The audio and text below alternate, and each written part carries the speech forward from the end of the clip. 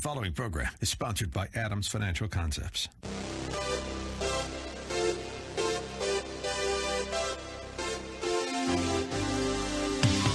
Welcome to About Money, a different approach to investing you won't hear anywhere else.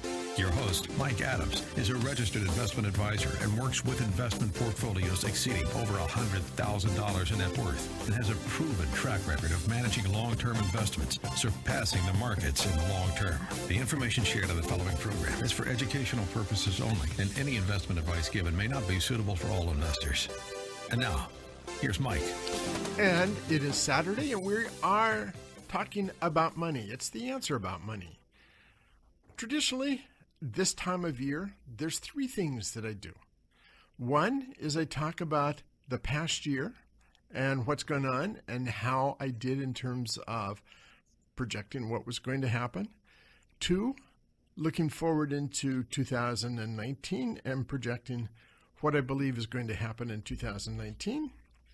And three, this is the day that I talk about the day that will live in infamy, December the 7th, the attack on Pearl Harbor. Silver and Roberta Wallenstein wrote a book called The PH Warning, the Pearl Harbor Warning and Decision.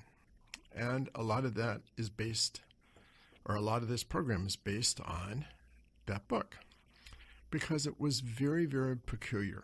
And I think it serves almost every year as a reminder of what we're going through. Someday I hope we have a year which is just boring as can be, and I'll forget about the December 7th talk. But anyway, what happened at Pearl Harbor on December the 7th was a great surprise, but it shouldn't have been. It should not have been. Had people really been looking at it realistically, the attack on Pearl Harbor should not have been a surprise attack. We knew that Japan was looking at expansion of their country. They were already looking at China and Southeast Asia.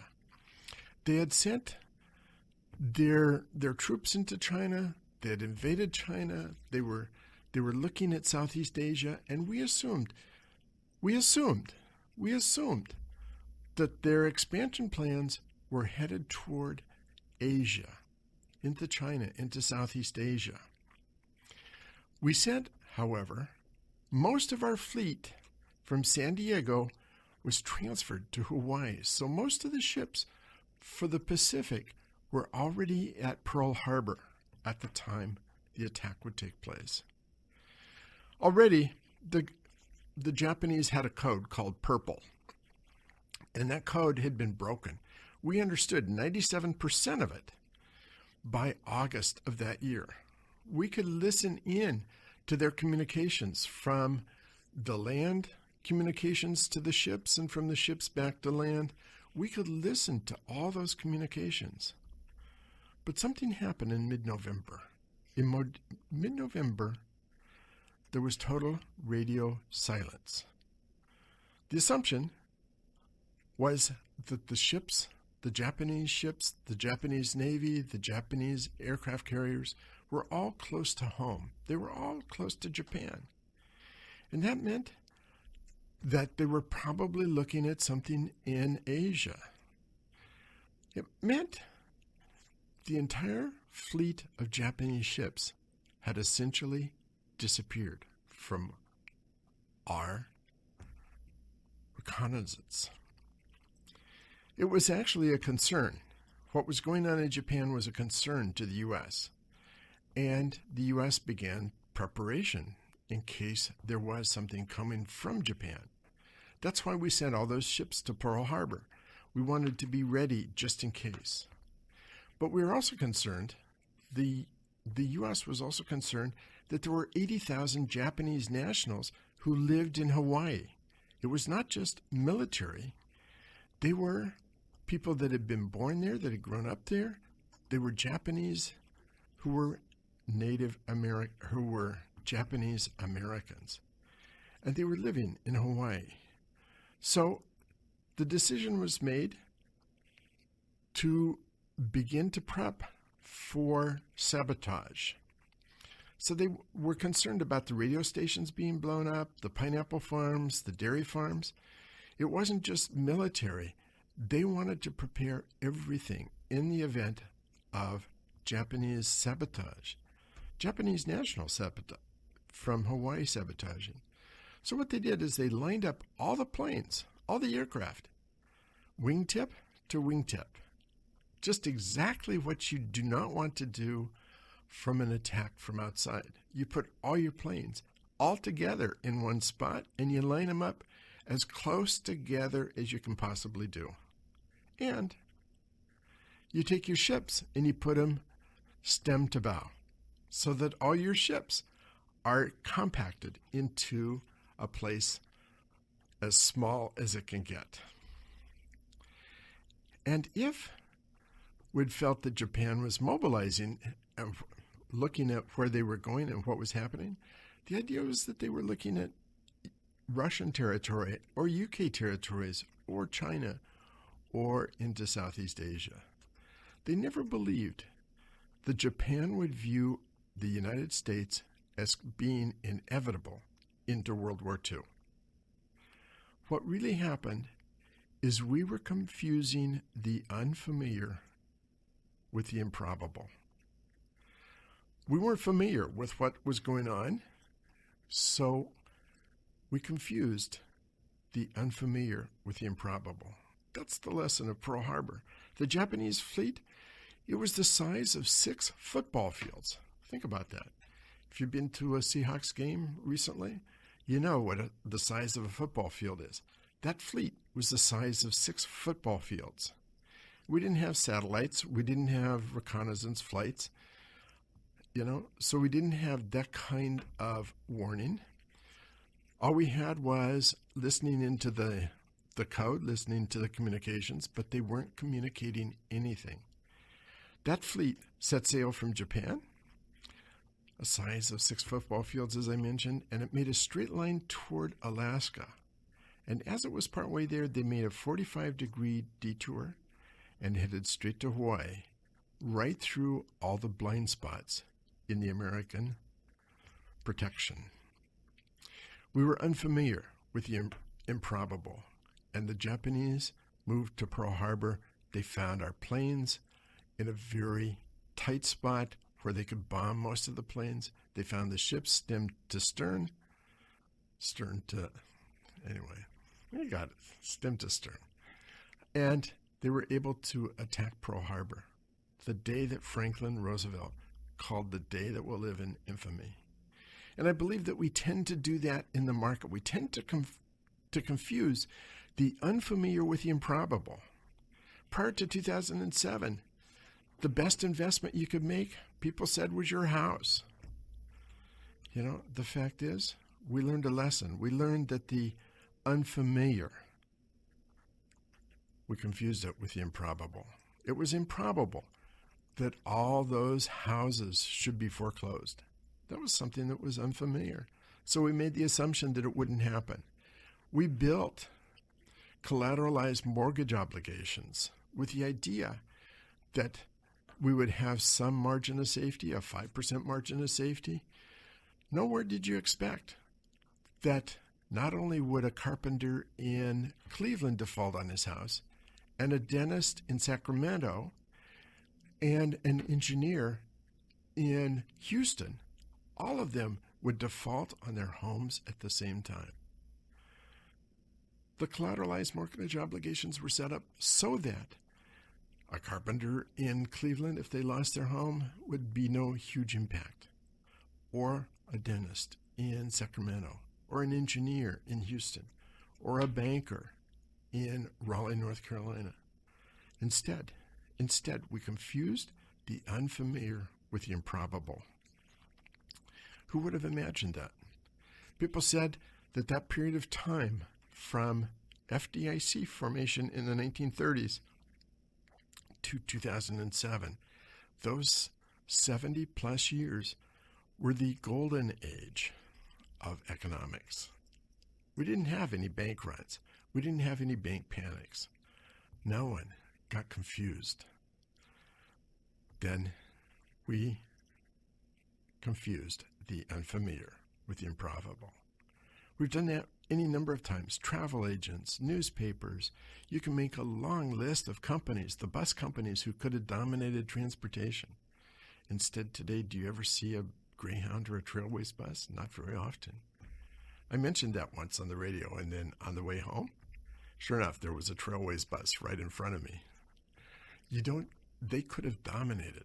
Newspapers could dominate. Instead, there's fewer newspapers in Seattle. There's now one daily newspaper instead of two, and it seems to get smaller and smaller almost every week. Travel agents. Used to see a travel agent on almost every street corner. Used to see 6 or 8 or 10 in the malls. Now it's hard to find a travel agent. There's a few that left that are still specialists. But in each one of those industries, we begin to confuse the unfamiliar with the improbable. We're in a bull market right now, a secular bull market. It's been going since 2009.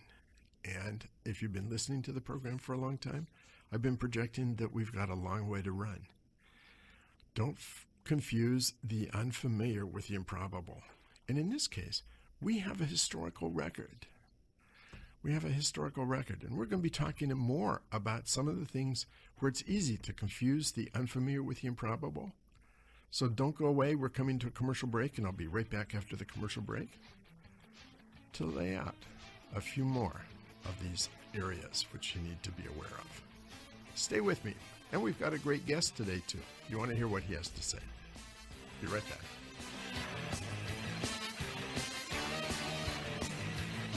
More about money coming up with Mike Adams on AM 1590, The Answer. For more information, click on adamsfinancialconcepts.com. About Money continues. Remember the website, adamsfinancialconcepts.com. Here's Mike. Welcome back. I've been talking about not confusing the improbable with the unfamiliar, or vice versa, confusing the unfamiliar with the improbable. And as we sit at this time, as we sit in this time wherein the market is up 600 in one day and down 700 in the next day, and then down another 700, and then reverses and is down only 29, as we sit in these times of volatility, there's a lot of things that are going on, some which are apparent, some which are not apparent. And as I listen to CNBC, and the screen is going all day long in my office, and I listen to some of these people, a lot of people are trying to rationalize after the fact what's going on. It's really a time in which it's one of those times when you shouldn't confuse the unfamiliar with the improbable. You know, somebody asked me today about, one of my clients asked me today, because I'd read a Bloomberg story, right? When I say today, I'm getting a little confused. That was actually Thursday of this past week. They asked me about the inverted yield curve. They'd read an article on Bloomberg about the inverted yield curve. And I said, I'd ask, have you read the e-letter that I wrote 6 or 8 months ago? I wrote about the bond vigilantes, a term that I had not heard for almost 20 years. Back when I got into the business in the 1980s, there was a lot of talk about the bond vigilantes. It was not a group of individuals who had formed into a posse to go after the bad guys. These were just bond traders and bond brokers who looked at the yield curve. The yield curve is that curve when you plot the short-term interest rates against the long-term interest rates. They looked at the yield curve because when short rates went up and increased over and above long-term rates, usually you had a recession. Samuelson, in his economics book, one of the most popular economics book ever published back in the 50s and 60s, whenever it was, made a comment about the stock market, that the stock market has correctly predicted 9 of the last 5 recessions. I can use the same phrase for the yield curve. The yield curve has correctly predicted 9 of the last 5 recessions. Think about it, 9 of the last 5. So yes, the yield curve, when it inverts, can indicate that there's bad times ahead. but it hasn't always been. And if you count on that, you're going to be misled. You're going to confuse the unfamiliar with the improbable. And today, those times going back to the last time we had inverted yield curves, going back to the 1980s and the 1970s, that's been a long time ago. So most people that are running money, that are managing money accounts, that are in this market, have never lived through an inverted yield curve. And so I was surprised after 20 years or whatever it was to hear people talking about the bond vigilantes. It's a term that I hadn't heard for a long, long time. And yeah, there's some validity to it. When the yield curve flattens, it could mean that we're headed toward a recession. But there's a lot of other reasons for the yield curve to flatten. Don't confuse the unfamiliar with the improbable. I believe, and I've been talking for 10 years about a secular bull market, similar to the market from 1982 to 2000. All the fundamentals are there for it to be there. The fundamentals for a recession are not there. No matter what people say, no matter what people do, it's not there. One of the things that they're talking about is oil prices have dropped, and that has been another indication of a recession. We're going to talk about that later in the program and talk about why oil prices are dropping, and in my opinion, why I believe you're going to see oil prices not only drop, but they're going to continue to stay at this level, maybe for a decade or more. That's coming later in the program. We'll revisit that. But right now, we're in a secular bull market. And secular bull markets, as Howard Marks once said, you can prepare, you can't predict, but you can prepare. John Templeton said, bull markets are born on pessimism, they grow on skepticism, they mature on optimism, and they die on euphemism. We're not even at the euphemism phase yet. We're not at a point. And yet, there's funny things going on. One of the interesting articles recently in Investment News talked about money managers, and this year they've done so poorly, they're not going to get bonuses, or a lot of them are not expecting bonuses. And that set this whole pessimistic outset in their minds. Some of those bonuses are huge. They may not get any bonus this year. How terrible. I mean, they might not be able to take their vacation to South America or to do a world cruise.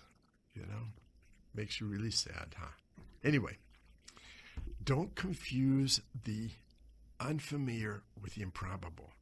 From the mile-high view, we're still in this process that I've been talking about with a supercycle where worldwide growth is much higher than average. We're going to continue to see that. And even with some slowdown from time to time in that growth rate, we're still going to continue to see it, even with a very limited trade war. That could affect the United States, that could affect China, that could affect some Europe. But fundamentally, something's going on that is driving the world economy, and that's the growth of the middle class. By 2030, the prediction is 93% of the middle class will live in emerging nations. They're moving from subsistence, of raising their own food, of making their own clothes, to being consumers, buying lattes, buying cars, buying smartphones. They're moving that direction, and that drives the economy. There's nothing in what's been going on in the last 2 or 3 months with all this volatility that seems in any way that it's going to derail and push those people back into poverty. We have something going on we've never seen before, and that's the number of middle-class people in this world. Not in the U.S., 93% in emerging nations. Already some countries have a greater middle class in terms of number of people than the population of the U.S. We're going to continue to see economics grow worldwide. Doesn't mean the stock markets worldwide are the best place to be, but that's a different subject. Don't confuse the unfamiliar with the improbable. Anyway, with that said, I want to turn our attention to my guest for today, Joe Schwab of Uniplex Construction. Welcome to the program, Joe. Thank you for having me. So why don't we start with your background? Tell us about your background. Well, I grew up locally here in Seattle. Grew up in a construction company, was third generation. Grandfather was kind of a handyman. He moved around a number of times. Father learned a lot from my grandfather, and he came out of college and was in the insurance industry as an adjuster. Started his own business, brought me up in that business. I've been in and around construction sites my entire life. Went through school here locally, finished up at Gonzaga University in Eastern Washington, and decided to join the small at that time family business. And we've been growing for years and years since, and become the company we are today, Uniplex Construction. Gonzaga has a little basketball team, huh? Seem to be doing all right this year. Yeah, been real fun to watch. Has been. So let's talk about what's going on in your business. Tell us about Uniplex.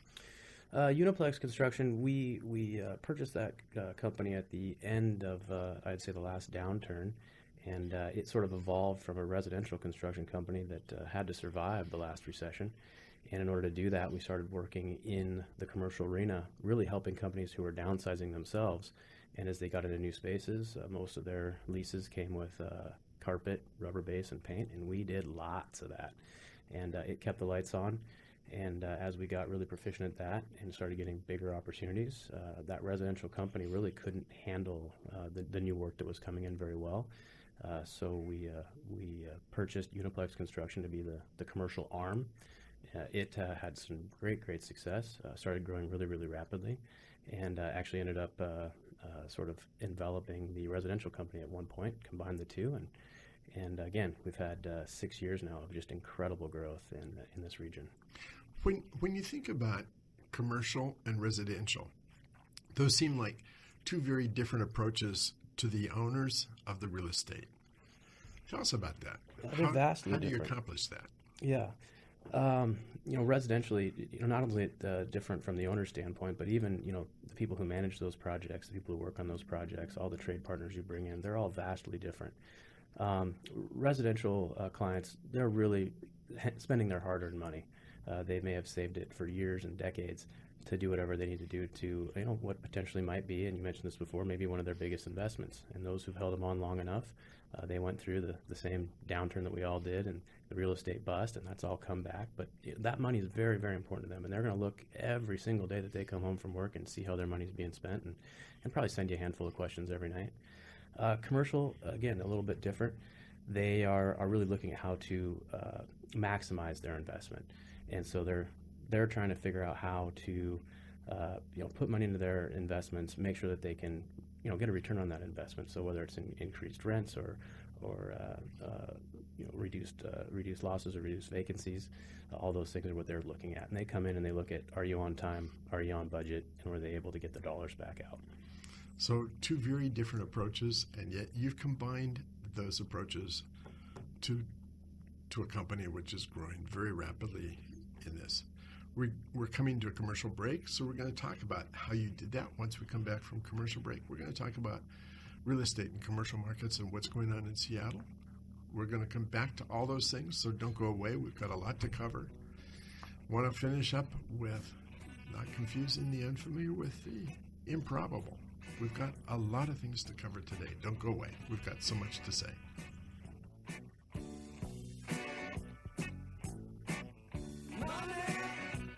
More about money coming up with Mike Adams on AM 1590, The Answer. For more information, click on adamsfinancialconcepts.com. About Money continues. Remember the website, adamsfinancialconcepts.com. Here's Mike. So I'm here with Joe Schwab of Uniplex Construction. We just started to touch on the base. They have a company with residential and commercial side, and they're one of the most successful companies in Seattle. So you got to know that they're growing very fast, not just because real estate is doing well, but because of their approach. So we're going to hear more about their approach and what it is. So back with you, Joe. We just started to touch on having different approaches for commercial and residential on a normal basis, but you've combined those. Tell us about that. Well, we actually have 3 divisions within the company. So we've got a residential division that does your standard remodels and additions and custom homes for folks. We've got the commercial division that does a lot of TI, tenant improvement work around the city. We're in everything from office spaces to medical to restaurants. And we even have a restoration division, which is really an insurance restoration division that's there to help our clients when they have a loss, whether it's a fire or water-related loss. And so bringing all 3 of those together is a challenge. Very few companies have that much diversification within. We've been successful in doing it. Those divisions are all very, very separate within the company. And all of those divisions are run by folks who, at one time or another, ran their own specialized business within that division. So every one of our senior project managers has run their own successful business prior to joining us. And most of them joined us because they just hit that ceiling that so many contractors hit. They can only get so big, they can only wear so many hats, they can only work so late at night, and they just have a hard time getting over that hump and being able to afford and have a team to help diversify, their tasks within the company. So we've been able to bring a bunch of folks together, which took some talent and a lot of discussions and a lot of recruiting, and of course a little bit of money. But we were able to bring all those folks together and give them great homes to do their business. So, which brings up another point, because when you look at what's going on in a lot of the industries around Seattle and around the country, there's a shortage of employees, a shortage of people. The average carpenter, I understand, is 62 years of age, and not many entering the business. So you've been able to acquire talent, been able to acquire people, and keep the people working for you. They don't just jump to another company for an extra couple bucks an hour. So tell us how you do that. Well, it's an incredible challenge, and we saw that developing, usually a decade ago. We were seeing our own talent within our company when we were much smaller, and seeing that the real talent was going to age out, and a lot of it is physical related work.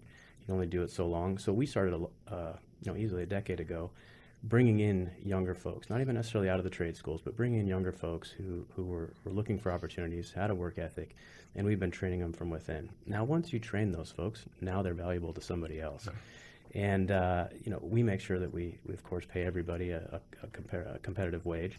But, construction's known for potentially using the folks in the field as a commodity almost. And we look at it 100% different. Without them, they're our greatest sales folks. Once we sell a project and they're out there doing the work, they're the ones selling really our next 3 projects. They're the ones that are helping us get those fantastic reviews. So we've got to create a great place for them to work. And so we treat them, of course, with a lot of respect. We really look at them as artisans, and we want them to have a great place to do what it is that they're great at, and to be able to be proud of what they're doing. At the end of the day, still, they've got to put food on the table and take care of their families. So we've got competitive wages. And when one of our competitors or another company or another opportunity comes along that may be worth $1 or $2 more, we've created a culture where they feel valued. We're very family oriented. We're very flexible with people to make sure that they can take care of what they need to take care of at home. If they don't have everything handled there, how are they ever really going to be able to focus and put their best foot forward at work? So we really help them with that.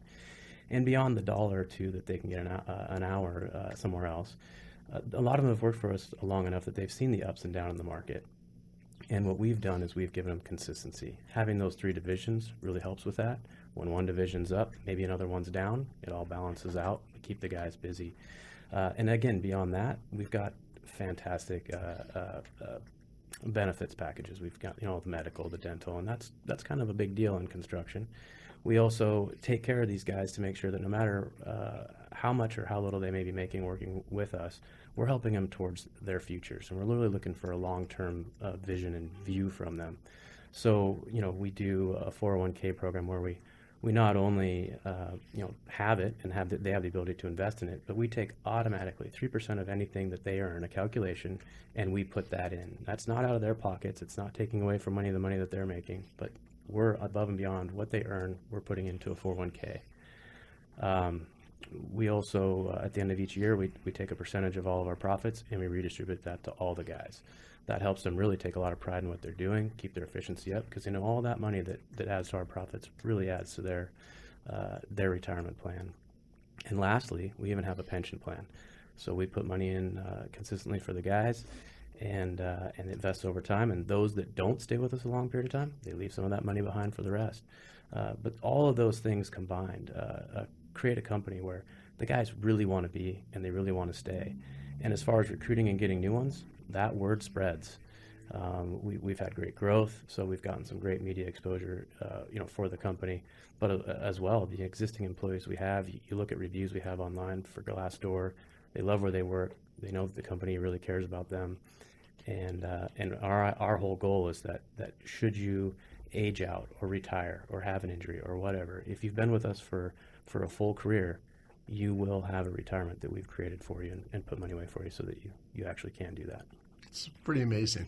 That explains a lot of the growth, too. Let's shift gears a minute and talk about the Seattle area and what's going on real estate-wise here, both on the commercial and residential area. Yeah, that's been a real hot button lately. Everybody wonders if the end is near. And everyone's been talking about that for the last couple of years, and everyone keeps trying to set a deadline. Be done by this time. Have your money back in by this date. This time next year, everything's going to change. Most recently, everyone has seen what's being coined as the cooling of the real estate market in Seattle. And the real estate market in Seattle was going up at a ridiculously fast pace, double digits every year. Neighborhoods just, prices were quick, and everybody who's listening to the show is well aware of that. We may have seen that sort of top out a bit about the middle of this last summer. And as far as a cooling, I would say that sellers were getting greedier and greedier, trying to get more and more, and we had a lot of new folks coming into this market, some of them from other pretty expensive markets.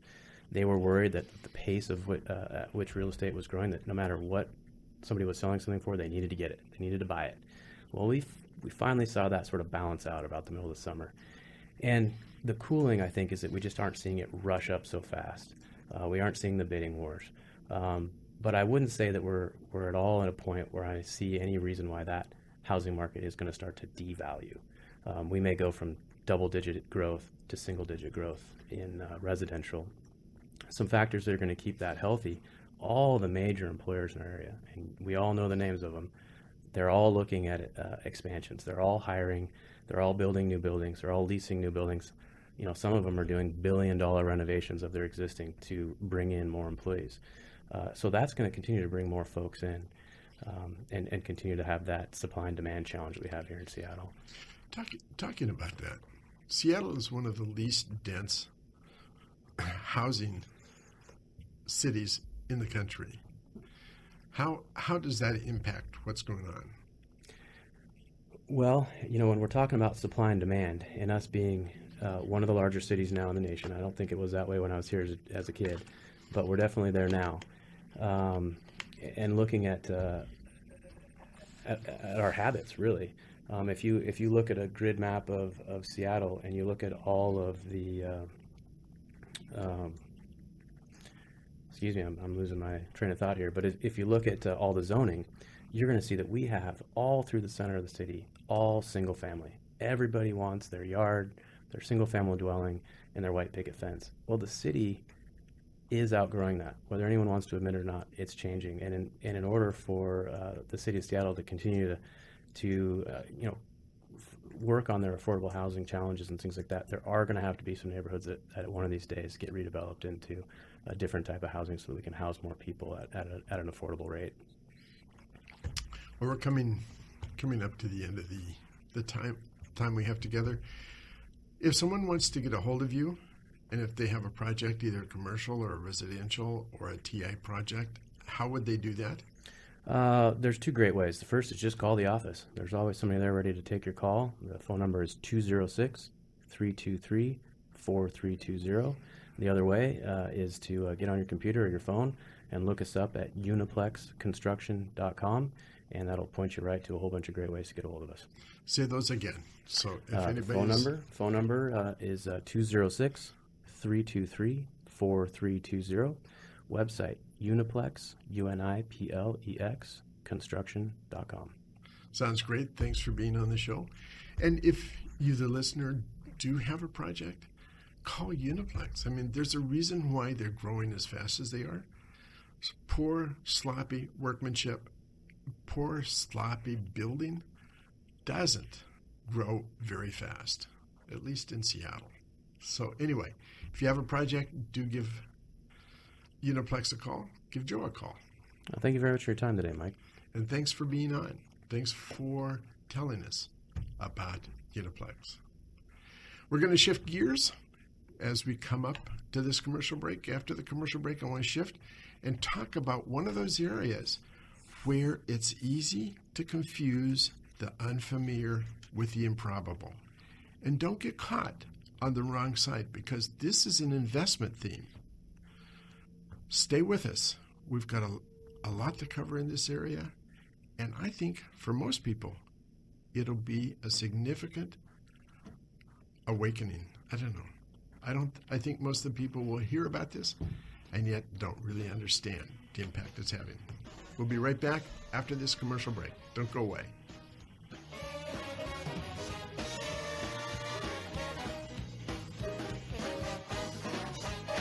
More about money coming up with Mike Adams on AM 1590, The Answer. For more information, click on adamsfinancialconcepts.com. About Money continues. Remember the website, adamsfinancialconcepts.com. Here's Mike. So Thanksgiving week just passed. A couple of weeks ago, Thanksgiving week. What happened in the market Thanksgiving week was the worst week since the 1930s. It was the worst Thanksgiving week since Franklin Roosevelt was president and his administration was in power.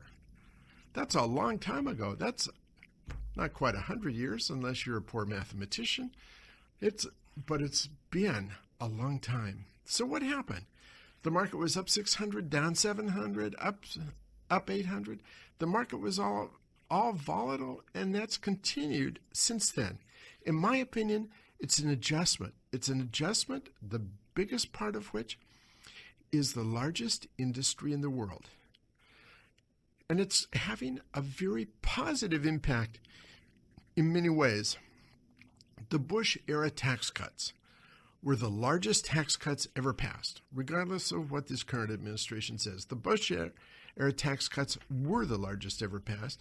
It saved the average American family $315 a year. The changes that are going on right now are saving the average American family $1,750, and it's probably going to increase. That's the impact of what's going on. And what is that? Oil prices have dropped from $76 a barrel to $51. The energy industry is a $7 trillion per year industry. If you compare that, we're on the radio. If you compare that to media, to newspapers, books, televisions, movies, everything you can think of in terms of media, the media industry is $1 trillion a year, 1/7 the size of the energy industry. And as I've talked over these past 10 years on the radio, I've talked about what's happening in disruption, what's happening in the energy industry, and we're beginning to see it. We're beginning to see what could be called a seismic revolution, a disruptive change. It's not just the renewables and the green energy. Yes, that's having an impact, a significant impact. But the biggest difference right now is fracking. Most people have heard of fracking. Most people have read about fracking. But most people don't understand what it is and what the implications are. I hope by the end of today's program, you'll understand the implications, you'll understand what it is, and what the impact is, and why I'm saying this volatility we're seeing in the market is a positive thing, not a negative thing. For the current time and for probably the next 10 years, America is leading the way. A lot of this information is coming from a book called The Absent Superpower, which talks about drilling and other things. But I want to really focus down on fracking. If you look at conventional drilling of oil, what's been going on for over 100 years. The way you conventionally drill for oil is you put a shaft down into the earth and you drill down hundreds to thousands of feet, maybe even into miles. And you drill down till you reach a pool of oil. And you begin to extract that out. You pull it or you force the liquid to the surface, and then you truck it off or you put it into freight cars and run it off. Fracking turns that on its head. Most petroleum comes, to understand fracking, you have to understand what petroleum is. Most petroleum comes from long dead plankton and algae. Those dead plankton and algae, those little one-cell substances or living things, 1-2 cells living things, they sink. When they die, they sink to the bottom of a body of water, and they mix with bacteria there. They mix with bacteria, they mix with mud, and through that process, they begin to form a substance, a waxy substance called kerogen. And as that mud continues to pile on, as things continue to push it down, you begin to force that kerogen into the earth. And as that's pushed down, you begin to build pressure, and that pressure actually turns the kerogen into petroleum. Some of it into little tiny bits, some bits not much bigger than a micron in size, not much bigger than the width of a hair. And those bits form in, most of the times, a lot of times, into shale rock. Some of those, with the amount of pressure building up, the geological pressure in the Earth's surface, and over hundreds and thousands and millions of years, it's forced into pools, and those pools then become conventionally what we drill into, and that's conventional drilling. But the large majority of those petroleum droplets, or little bits of petroleum, they never make it into a pool. Estimates say that over 90% of petroleum never migrates into those pools. Over 90% of the petroleum is not available by conventional drilling.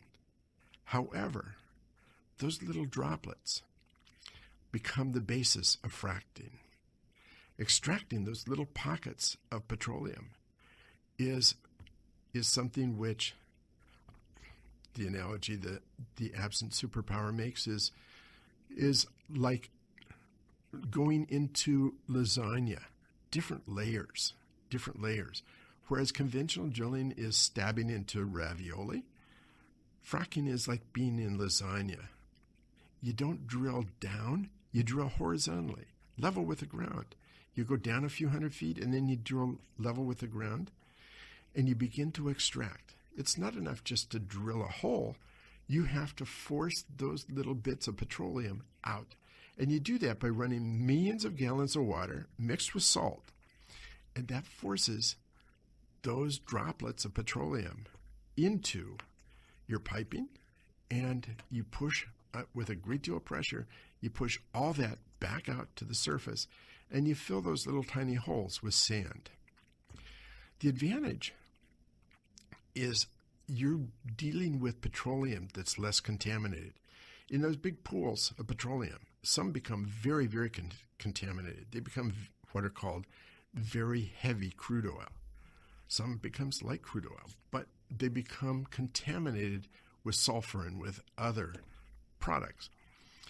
What happens with the petroleum that's fracked out is it's a very light petroleum, very, very pure, and a lot of it is natural gas.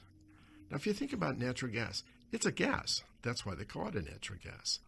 Now, it might not bring it there. If you want to cook a turkey, it would take that natural gas the size of a walk-in closet. Natural gas has to be compressed, and so you end up with liquid natural gas. Liquid natural gas burns a lot cleaner, a lot nicer, and the turbines that generate electricity can be turned on and off. So whereas solar and wind works only during the daytime or during wind time, natural gas works around the clock, or can work around the clock, and in conjunction with solar. Solar and wind now account for 7 or 8% of production of power that's produced. Add water to that, add the hydro, you get about 17%. But those renewables, as they come on, and they're very efficient and effective, those renewables only work during certain times of the day. Add natural gas to that, and you have a new industry that's really changing the demographics. It's changing what's happening in the future. We're seeing the power of renewables come on with the backup source of natural gas. And fracking is spreading now to the rest of the world. America leads, and it's changing the energy industry. That's pushed oil prices down from 76 to 51, and I believe they'll continue to drop. Think about it. Don't confuse the unfamiliar with the improbable. That wraps up today. I'll be back next week talking about money. If it is Saturday, if it is noon, we are talking about money.